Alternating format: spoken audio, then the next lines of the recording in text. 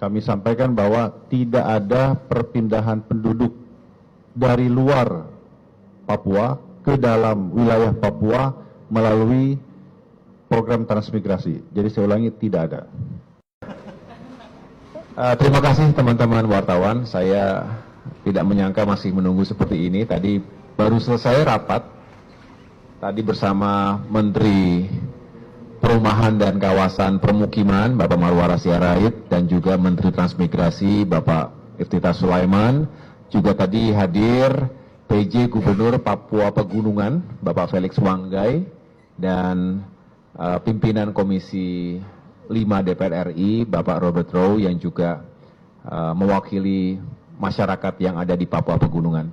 Jadi intinya, bersama jajaran tadi cukup lengkap, saya mendengarkan pokok-pokok pemikiran dan juga gagasan-gagasan yang tengah dikembangkan dan sekaligus beberapa inisiatif yang tengah dijalankan oleh Kementerian Perumahan dan Kawasan Permukiman di minggu-minggu terakhir ini. Yang jelas, kami di Kemenko Infrastruktur dan Pembangunan Kewilayahan ini memiliki tanggung jawab untuk mengkoordinasikan 5 kementerian teknis, termasuk diantaranya tentu perumahan dan kawasan permukiman.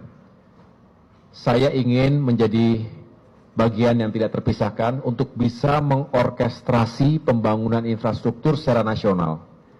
Dan kata-kata pembangunan kewilayahan yang menjadi satu dalam nomenklatur Kemenko ini tentu diharapkan bisa menjawab sekaligus menghadirkan solusi-solusi terhadap berbagai ketimpangan pembangunan di wilayah Indonesia, khususnya Indonesia Timur, khususnya Papua. Dan malam hari ini khusus kita berbicara Papua Pegunungan. Kami mendengarkan juga aspirasi dan masukan dari pejabat saat ini di Papua Pegunungan. Tadi Pak Gubernurnya datang dan juga ada beberapa bupati.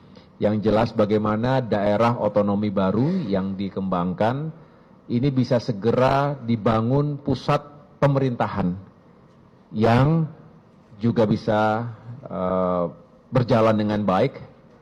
Terselenggaranya pemerintahan ini mutlak, tetapi juga bisa menumbuhkan ekonomi setempat, sehingga keadilan dan kesejahteraan bisa benar-benar dirasakan oleh masyarakat di Papua Pegunungan. Tentu berbicara terkait ini kita harus melihat seluruh aspek dengan bijak, karena bukan hanya aspek teknis pembangunannya, tetapi lihatlah aspek politiknya, keamanan, hukum, sosial, termasuk budaya setempat. Jadi tadi kami bicarakan hal-hal tersebut dan tentunya kita akan follow up dengan langkah-langkah berikutnya.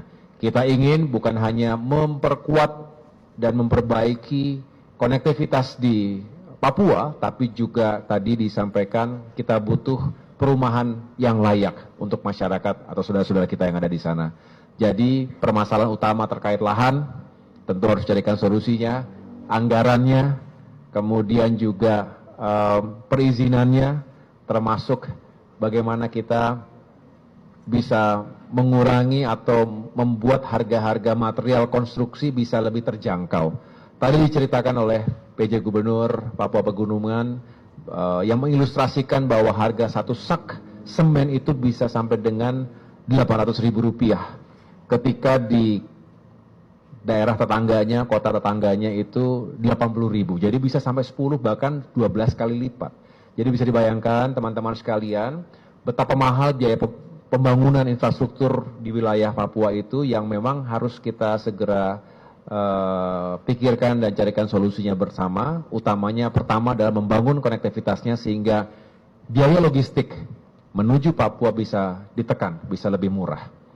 Kemudian ya tentu pemerintah pusat benar-benar memberikan atensi dan dukungan-dukungan yang diperlukan baik secara teknis maupun secara politik. Saya rasa ini yang menjadi pokok-pokok pembicaraan kami tadi. Selebihnya nanti bisa ditanyakan langsung kepada menteri-menteri teknis yang tadi hadir.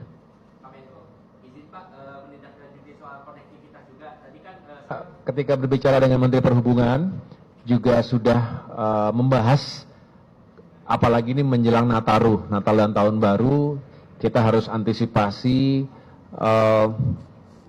intensitas perjalanan manusia dari satu tempat ke tempat yang lain ini juga akan lebih tinggi, dan kita juga harus meyakinkan bahwa harga-harga tiket itu terjangkau.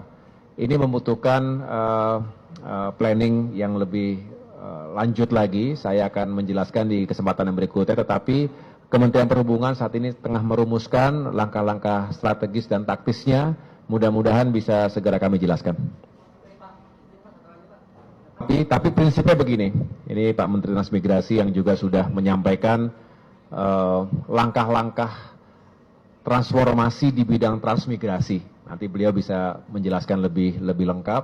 Yang jelas, membaca transmigrasi hari ini itu harus utuh dan dalam konteks ruang dan waktunya. Jadi tidak melulu kita berorientasi pada transmigrasi memindahkan penduduk dari Jawa misalnya ke wilayah Papua atau wilayah manapun yang dianggap masih belum padat penduduknya atau membutuhkan tenaga kerja. Tetapi lebih diarahkan pada bagaimana memobilisasi masyarakat yang sudah ada di wilayah tersebut. Tidak harus di antar pulau, tetapi bahkan di pulau yang sama, bahkan di provinsi yang sama, tapi kita bisa mendistribusikan kepadatan, sekaligus juga harapannya bisa menumbuhkan atau membangun sentra ekonomi baru di suatu daerah, karena memang ternyata tenaga kerjanya lebih siap, skillsnya yang dibutuhkan juga ada, sehingga ini juga akan menjadi solusi yang baik ketika kita sedang mengembangkan daerah-daerah baru, termasuk di Papua. Silakan Pak Menteri, mungkin bisa ditambahkan. Pertanyaannya apa? Strategi transmigrasi. Pertama, saya menekankan untuk kesekian kalinya, tapi saya sudah sampaikan di DPR 2 kali pada rapat kerja minggu lalu dan kemarin. Kami sampaikan bahwa tidak ada perpindahan penduduk dari luar Papua ke dalam wilayah Papua melalui program transmigrasi. Jadi saya ulangi, tidak ada.